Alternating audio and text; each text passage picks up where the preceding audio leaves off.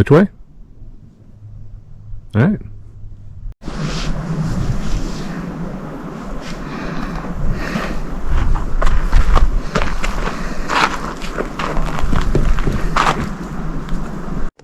So we came across this and couldn't figure out what it was. It's next to a gigantic rotting tree. And also this. And then we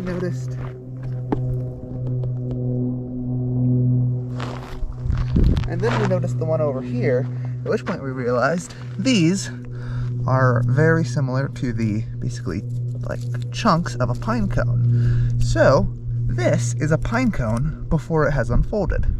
And it's super sticky, and I just made the mistake of touching it. There's another one.